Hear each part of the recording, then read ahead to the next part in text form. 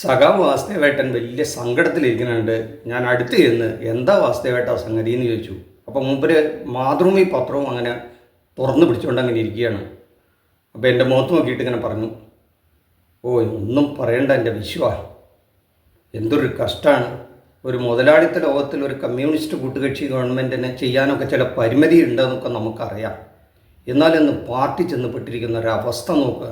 ഈ മാതൃഭൂമി പത്രത്തിൻ്റെ ഉൾപേജിൽ ഒരു പേജ് മുഴുവൻ ആ പാർട്ടിയെ ഒരു വ്യവസായി ഒരു വിരൽത്തുമ്പിലിട്ട് വട്ടം കറക്കണ കാഴ്ച കണ്ടിട്ട് സഹിക്കാൻ പറ്റുന്നില്ലടോ. ഞാനും എൻ്റെ ചെറുപ്പകാലത്ത് ഈ പാർട്ടിക്ക് വേണ്ടി ഒരുപാട് വേർപ്പൊഴുകിയിട്ടുണ്ട്. EMS മേക്കേജിങ് കൃഷ്ണപിള്ളയൊക്കെ തന്ന ആദർശം കൊണ്ട് അവർ തൊഴിലാളികളെയൊക്കെ സംഘടിപ്പിക്കാൻ നടന്നിരുന്ന ഒരു കാലം ഉണ്ടായിരുന്നു. ഒരു അവകാശബോധം ഇല്ലാണ്ട് അങ്ങനെ അടിമകളെപ്പോലെ പണിയെടുത്ത് നടന്നിരുന്ന ഒരു വലിയ ജനം ഉണ്ടായിരുന്നു. മണ്ണില്ല, സ്വന്തമായിട്ട് പണിയെടുക്കാൻ ഭൂമിയില്ല, പണിയെടുത്ത കൂലിയില്ല.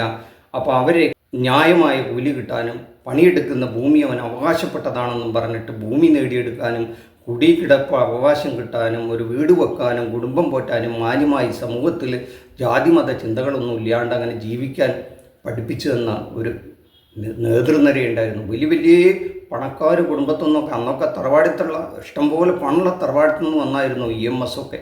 അപ്പോൾ അവരൊക്കെ വന്നിട്ട് അതൊക്കെ വേണ്ടാന്ന് വെച്ച് സകല സ്വത്തും പാർട്ടിക്ക് വേണ്ടി കൊടുത്തിരുന്ന ആ നേതാക്കൾ പറഞ്ഞു തന്നൊരു വഴിയുണ്ടായിരുന്നു.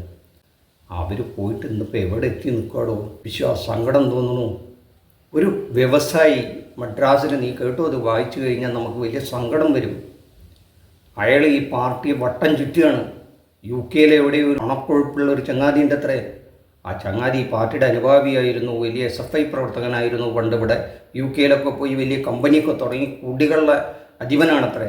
ഇപ്പോൾ അയാളൊരു കമ്പനിയോ അതിലൊക്കെ തുടങ്ങിയിട്ട് ഇവിടെ കേരളത്തിലെ ഈ ഭരണത്തിലെ മന്ത്രിമാരെയും ഭരണത്തിനെയൊക്കെ ഉപയോഗപ്പെടുത്തിക്കൊണ്ട് കോടിക്കണക്കിന് രൂപ തട്ടിയെടുക്കണമെന്നും അനധികൃതമായി വിദേശ പണം കൈമാറുന്നു എന്നൊക്കെ പറഞ്ഞിട്ട് ഇയാളുടെ കുടുംബത്തെ നശിപ്പിച്ചു എന്നാണ് പറയണത്. ഈ സിനിമയൊക്കെ ഇട്ട് വലിയ ബന്ധമത്ര ഈ മദ്രാസിലെ വ്യവസായിക്ക് വലിയ സിനിമാ പ്രൊഡ്യൂസറോ അങ്ങനെയൊക്കെ കേൾക്കണത്. അതിൽ ഈ ഗോവിന്ദൻ മാഷ്ട മകനും ചെന്നുപെട്ടു എന്നും അയാളെ ഉപയോഗിച്ചുകൊണ്ട് ഈ വ്യവസായിയെ പറഞ്ഞ് വിശ്വസിപ്പിച്ച് ഒരുപാട് പണം തട്ടിയെന്നൊക്കെയാണ് പാർട്ടിക്ക് ഈ മദ്രാസിലുള്ള ഈ വ്യവസായി പരാതി കൊടുത്തിരിക്കുന്ന PBക്ക് അങ്ങനെ ഒരു പരാതി കിട്ടിയിട്ടില്ല പറയുന്നു. ഞങ്ങൾക്കതൊന്നും അറിയില്ല എന്ന് പറയുന്നു. ആരും ഒന്നും മിണ്ടണില്ല. പാവം ചാനൽ ചർച്ചയിലൊക്കെ അതിൻ്റെ പ്രതിനിധികൾ വന്നിട്ട് മറുപടി പറയാൻ പറ്റാണ്ട് അങ്ങനെ കുഴങ്ങുകയാണ്. ഒന്നും അറിയില്ല, ഈ പാർട്ടിക്ക് ഒരു പങ്കുമില്ല, ശുദ്ധ പോഷകത്തരാണെന്ന് പാർട്ടി സെക്രട്ടറി മറുപടി പറഞ്ഞില്ലേ എന്നൊക്കെയാണ് ആ പ്രതിനിധികൾ ചോദിക്കുന്നത്. ഇവിടെ നാട്ടുകാർക്ക്, ഇവിടുത്തെ പാവപ്പെട്ടവർക്ക്, തൊഴിലാളികൾക്ക്, കഷ്ടപ്പെട്ട് ഈ പാർട്ടി തന്നെ നല്ല ജീവിതം കൊടുത്ത വലിയൊരു വിഭാഗം ജനങ്ങൾക്ക് ഈ പാർട്ടി തന്നെ വീണ്ടും അധികാരത്തിൽ വരണമെന്നുണ്ടാവില്ലേ? അവരുടെ ഒരു ആഗ്രഹമല്ലേ അത് മൂന്നാമതും ഈ സർക്കാർ വരണമെന്ന്. ഇന്ത്യയിൽ ഇന്നത്തെ ഈ ഗവൺമെൻറ് പോയാൽ ഇനി അടുത്ത കാലത്ത് എന്നാണോ ഒരു കമ്മ്യൂണിസ്റ്റ് ഗവൺമെൻറ് ഇന്ത്യയിൽ വരിക? ഒരു പക്ഷേ പറയാൻ വയ്യുടെ അങ്ങനെ സംഭവിക്കാതിരിക്കട്ടെ. അത്ര കണ്ട് മനോവിഷമമുണ്ട്. ചില നേതാക്കളെങ്കിലും ഈ മുതലാളിമാരുടെ പുറകെ പോകുന്നുണ്ട്. അവരുടെ സ്വന്തക്കാരെയും ബന്ധുക്കളെയൊക്കെ ഇവരുടെ കോർപ്പറേറ്റ് സ്ഥാപനങ്ങളിൽ വലിയ ശമ്പളത്തിന് ജോലി സമ്പാദിച്ച് അവിടെ കഴിഞ്ഞുകൂടുമ്പോൾ അവർക്കെതിരെ കമാന്നൊരു അക്ഷരം പറയാൻ പറ്റുമോ? നമുക്കറിയാലോ, സ്വാശ്രയ മേഖലയിലൊക്കെ നടന്ന സമരമൊക്കെ അറിയാലോ. ഇപ്പം എന്താ നടക്കണമെന്നറിയാലോ. കോടിക്കണക്കിന് രൂപയാണ് ഈ വിദ്യാഭ്യാസത്തിൻ്റെ പേരിൽ ഇവിടെ കച്ചവടം നടത്തുന്നത്. കുട്ടികളൊക്കെ എങ്ങടാ പോകണം? വിദേശത്തേക്ക് പോവുകയാണ്. പഠിച്ച കുട്ടികൾ എവിടെ പോകണം? ഇവിടുത്തെ പണം കൊടുത്ത് ഗവൺമെൻറ് പഠിപ്പിച്ചു കൊടുത്ത് ഈ കുട്ടികൾ പോവുകയാണ്, വിദേശത്ത് തൊഴിൽ തേടി പോവുകയാണ്. ഇതൊന്നും ഈ സർക്കാരിന് കാണാൻ പറ്റുന്നില്ല. ശരിയാണ്, ഞാൻ നേരത്തെ പറഞ്ഞില്ലേ, ഗവൺമെൻറ്റിന് ചില പരിമിതികളുണ്ട്. കേന്ദ്ര ഗവൺമെൻറ് എല്ലാ വിധത്തിലും പ്രഷറൈസ് ചെയ്യുന്നുണ്ട്. അതൊക്കെ നമുക്ക് മനസ്സിലാക്കാം. പിടിച്ചു നിൽക്കണ്ടേ? ഇവിടുത്തെ സാധാരണക്കാരൻ്റെ കൂടെ ഞങ്ങളുണ്ട് എന്ന് ഉറക്കെ വിളിച്ചു പറയണ്ടേ? എന്ത് ഡെവലപ്മെൻ്റ് ആയാലും ശരി, എന്ത് വികസനമായാലും ശരി, അത് സാധാരണക്കാരനെ മറന്നുകൊണ്ടാകരുത്. അവരെ കൂടെ ചേർത്തുകൊണ്ട് ഈ വികസനത്തെയും മുന്നോട്ട് കൊണ്ടുപോകാൻ പാർട്ടിക്ക് കഴിയണ്ടേ? ഇന്ന് ഇവിടുത്തെ ജനത്തിനെ ബോധ്യപ്പെടുത്തണ്ടേ? അങ്ങനെയില്ലാതെ ഈ അഹങ്കാരവും അഹംഭാവമൊക്കെ ഈ മുഖത്ത് വെച്ച് സാധാരണക്കാരൻ്റെ ഭാഷയെ അവർക്ക് സംസാരിക്കാൻ അറിയില്ല. എടോ നായനാരൊക്കെ എടോ വാടോ പോടോ എന്നൊക്കെ പറഞ്ഞ് സ്വന്തം മക്കളെപ്പോലെയും അനിയനെപ്പോലെയും സഹോദരങ്ങളെപ്പോലെയൊക്കെ അല്ലേ വിളിച്ചിരുന്നത്. അവിടെ പ്രതിപക്ഷങ്ങൾക്ക് പോലും അദ്ദേഹത്തിന് ഇഷ്ടമായിരുന്നല്ലോ. അവിടെയാണ് ഈ നേതാക്കളുടെ ശബ്ദമിടോ അത് നാട്ടുകാർക്ക് വെറുപ്പുണ്ടാക്കുന്നത്. അത് മനസ്സിലാക്കേണ്ട ആ കഷ്ടം എന്നല്ലാണ്ട് എന്താ പറയുക? ഒന്നും പറയാനില്ലടോ. ഞാൻ ഇത് മുതലെടുക്കുമല്ലോ പ്രതിപക്ഷം. ഇന്ന് രമേശ് ചെന്നിത്തല പറഞ്ഞത് ആ മാതൃഭൂമിയിൽ ഞാൻ വായിച്ചു തരാ എന്ന് പറഞ്ഞിട്ട് വാസുകേട്ടും വായിച്ചു. ഒന്ന് കേൾക്കാം നമുക്ക്. അഴിമതി സർക്കാരാണെന്ന് തെളിഞ്ഞു. മുഹമ്മദ് ഷഷാദ് CPM PBക്കും DGPക്കും നൽകിയ പരാതിയിൽ പറയുന്നത് പുറത്തു വന്നതോടെ ഒന്നാം പിണറായി സർക്കാരിൻ്റെ കാലത്ത് പ്രതിപക്ഷ നേതാവായിരിക്കെ താൻ പുറത്തു കൊണ്ടുവന്ന എല്ലാ അഴിമതി ആരോപണങ്ങളും ശരിയാണെന്ന് തെളിയുകയാണെന്ന് കോൺഗ്രസ് നേതാവ് രമേശ് ചെന്നിത്തല പറഞ്ഞു. ആഴക്കടൽ മത്സ്യബന്ധനം, കിഫ്ബിയുടെ മസാല ബോണ്ട് തുടങ്ങിയ വിഷയങ്ങളിൽ നടന്ന കള്ളക്കളികളും ബിനാമി ഇടപാടുകളും കമ്മീഷൻ സംഭവങ്ങളും ഈ കത്തുകളിൽ വ്യക്തമായിട്ടുണ്ട്. രാജേഷ് കൃഷ്ണയെ ഉപയോഗിച്ച് ജനങ്ങളുടെ നികുതിപ്പണം തട്ടിയെടുക്കുന്ന പരിപാടിക്കാണ് CPM നേതൃത്വം കൊടുക്കുന്നത്. 2150 കോടിയുടേതാണ് മസാല ബോണ്ട്. അതിൻ്റെ ഒരു ശതമാനം കമ്മീഷൻ 21.5 കോടി വരും. ആരൊക്കെ പങ്കുപറ്റി എന്നത് സർക്കാരും CPM കേന്ദ്രങ്ങളും വ്യക്തമാക്കണമെന്ന് ചെന്നിത്തല പറഞ്ഞു. ഇത് കേട്ടോളൂ നീയെ, ഇതാണ് അവസ്ഥ. അവർ മുതലാക്കും, അവർ പറയും ഇതൊക്കെ പണ്ടും ഇവിടെ വന്ന ആരോപണങ്ങളാണ്, അതിനൊന്നും തെളിവുണ്ടായിരുന്നില്ല, അതൊന്നും ജനം വിശ്വസിച്ചില്ല. പക്ഷേ ഇപ്പോഴും ഒരു വ്യവസായി അയാളുടെ കുടുംബ ബന്ധത്തിലുണ്ടായ പ്രശ്നങ്ങളോടോ അത് നമുക്ക് പറയാൻ പറ്റാത്ത ചില കാര്യങ്ങൾ ആ വ്യവസായി തന്നെ TV യിൽ വന്ന് പറയുന്നുണ്ട്. പുറത്ത് പറയാൻ പറ്റാത്തതാണ്. എന്തിനാണ് ഇവർ ഇത്തരം വ്യവസായികളുടെ പുറകെ നടക്കുന്നതെന്ന് നമുക്ക് മനസ്സിലാവുന്നില്ലടോ. അവൻ്റെ പുത്തൻ പണം കണ്ട് അതിൽ കുറച്ച് നോട്ടുകെട്ടുകൾ കണ്ട് ഈ നേതാക്കൾ ഇവരെയൊക്കെ ചുറ്റിപ്പറ്റി പോയാൽ സിനിമ എന്ന് പറഞ്ഞ ഒരു വ്യവസായം, അത് കോടികളുടെ ബിസിനസ്സാണ്.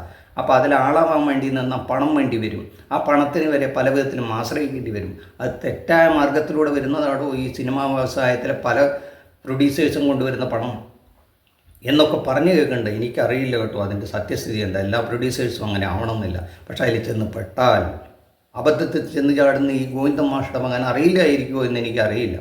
എന്തായാലും ഒരു കാര്യം ഉറപ്പാണ്, സാധാരണക്കാരൻ ഇവിടെ പണിയെടുക്കുന്നവന് അവൻ്റെ ജീവിതത്തിൻ്റെ നല്ല നാളുകളും അവൻ്റെ കുടുംബവും അവൻ്റെ കുട്ടികളുടെ വിദ്യാഭ്യാസവും അവൻ്റെ കുട്ടികൾക്ക് ജോലി കിട്ടലൊക്കെ പ്രധാനം. ഈ നേതാക്കളൊക്കെ ഒന്നും ഒരു പ്രശ്നമല്ല എന്നുള്ളതാണ് ഇപ്പം മനസ്സിലാകുന്നത്. എന്തൊരവസ്ഥയോടോ നമ്മുടേത്. ഇതാലോചിച്ചിട്ട് ഒരു എത്തും പിടിയും കിട്ടുന്നില്ലടോ. വലിയ സങ്കടം തോന്നുന്നു. ഒരു കത്ത് എഴുതുക PBക്ക് എന്നും അയാളുടെ കത്തിൻ്റെ വെളിച്ചത്തിലാണ്, പരാതി കൊടുത്തതിൻ്റെ വെളിച്ചത്തിലാണ് ഈ രാജേഷ് കൃഷ്ണ എന്ന UK ഈ വ്യവസായിയെ പാർട്ടിയുടെ പ്രതിനിധി സ്ഥാനത്ത് നിന്ന് മാറ്റിയ സമ്മേളനത്തിൽ നിന്നെന്ന് പറയുന്നു. എന്താടോ UK ഈ പ്രതിനിധിക്ക് വ്യവസായിക്ക് ഇവിടെ കാര്യം? ഈ പാർട്ടി സമ്മേളനത്തിൽ തൊഴിലാളി സംഘടനയുടെ പാർട്ടിയിലിടൂ. അതിൽ ഈ മുതലാളി സംഘടനയുടെ ഒരു നേതാവിൻ്റെ പ്രസക്തി എന്താണെന്ന് മനസ്സിലാകുന്നില്ല. ശരിയായിരിക്കാം, പണിയെടുത്ത് കുറേ പണമൊക്കെ ഉണ്ടാക്കി ഇരിക്കട്ടെ, അവരെ പാർട്ടിയെ സ്നേഹിക്കട്ടെ. അത് കാണിക്കേണ്ട തൊഴിലാളികളോട് കാണിക്കുന്ന കരുണയും തൊഴിലാളികൾക്ക് തൊഴിൽ കൊടുക്കലും 100 ആൾക്ക് ജോലി കിട്ടുന്ന ഒരു സ്ഥാപനം തുടങ്ങലുമല്ലേ. ഈ മന്ത്രിമാരെയൊക്കെ സ്വാധീനിച്ച് കുറേ പണം ഉണ്ടാക്കാനുള്ള തട്ടിപ്പ് വിദ്യകളാണോ ഇവിടെ നടക്കണമെന്ന് ഇവരാരോപിക്കടോ. അതിൽ സത്യമുണ്ടോ എന്ന് നമുക്കറിയില്ല. പക്ഷേ ഈ പാർട്ടി വലിയ കഷ്ടപ്പെടും. ഈ തെരഞ്ഞെടുപ്പല്ലടോ ഇനി 5-6 മാസം കഴിഞ്ഞാൽ അറിയാലോ. എല്ലാ വിധേനയും ഒപ്പോസിഷൻ പാർട്ടികൾ ഈ പാർട്ടിയെ ഇനി അധികാരത്തിലേറ്റാതിരിക്കാൻ അവർ കിണഞ്ഞ് ശ്രമിച്ചിരിക്കുകയാണ്. അപ്പോൾ അവരുടെ കയ്യിൽ വീണ്ടും ഒരായുധം പഴകിയതാണെങ്കിലും കിട്ടിയെന്ന് മനസ്സിലാക്കണം. അപ്പോൾ ജനത്തിന് ചില സംശയങ്ങൾ ഉയരും. അത് ഈ പാർട്ടിയുടെ നേതാക്കൾ തന്നെ ഉണ്ടാക്കിയെടുക്കുന്നതല്ലേ. നേതാക്കൾ ഇതാര് പഠിപ്പിച്ചു കൊടുക്കൂ? ഞങ്ങൾ പഴയ തലമുറക്കാർക്ക് വലിയ സങ്കടമാകുന്നുണ്ട്. ഒരിക്കലും ആ പഴയ നേതാക്കളൊന്നും തിരിച്ചു വരില്ലല്ലോ. ഐസിഫും MP രാജേഷും ശ്രീരാമകൃഷ്ണനും ഒന്നും അങ്ങനെ ചെയ്യുമെന്ന് വിശ്വസിക്കാൻ ഞങ്ങളെ കൊണ്ട് കഴിയുന്നില്ലടോ. ഇതിനാണ് ഇത്തരം ഈ അവതാരങ്ങളെ 4 അയലൊക്കെ തടിപ്പിക്കില്ല എന്ന് പറഞ്ഞ് ഈ 2 പിണറായി സർക്കാരിൻ്റെയും കാലഘട്ടത്തിൽ എത്ര അവതാരങ്ങൾ വന്നു പോയിടോ, പല രൂപത്തിൽ. ഇനി അവരുടെയൊക്കെ പേര് നമുക്ക് പറയാൻ നാണക്കേടാവുന്നു. കഴിഞ്ഞ തവണ ഒരു കൊറോണയും പ്രളയവും എല്ലാം ഉണ്ടായിരുന്നു രക്ഷിക്കാനായിട്ട്. ഈ തെരഞ്ഞെടുപ്പിൽ അതൊന്നുമില്ല എന്ന് പാർട്ടിക്ക് ബോധ്യമാണ്. സാധാരണക്കാരൻ്റെ ആവശ്യങ്ങളോട് ഈ പാർട്ടിയും സംഘടനയും വളർത്തിക്കൊണ്ടുവന്ന കർഷക തൊഴിലാളികളും നെയ്ത്തു തൊഴിലാളികളും ബീഡി തൊഴിലാളികളൊക്കെ തങ്ങളുടെ മക്കൾക്കൊക്കെ അത്യാവശ്യം വിദ്യാഭ്യാസം കൊടുത്ത് അവരുടെ തുടർ വിദ്യാഭ്യാസത്തിനൊക്കെ വലിയ മുതലാളിമാരെയും പണച്ചാക്കുകളെയും ഏൽപ്പിക്കുന്ന ഗതികളിലേക്കും അവരെ വലിയ കടത്തിലേക്കൊക്കെ തള്ളിവിടുന്നൊരു സമ്പദ് വ്യവസ്ഥയിലേക്കാണോ കാര്യങ്ങൾ കൊണ്ടെത്തിക്കുന്നത്. എന്താ വിശ്വാസം ഞാൻ പറയേണ്ടതെന്നറിയില്ല. സഖാവ് വാസുകേട്ടനോട് എന്ത് പറയണമെന്നറിയാതെ ഞാനും കുഴങ്ങി. ഒന്നും പറയാനില്ല.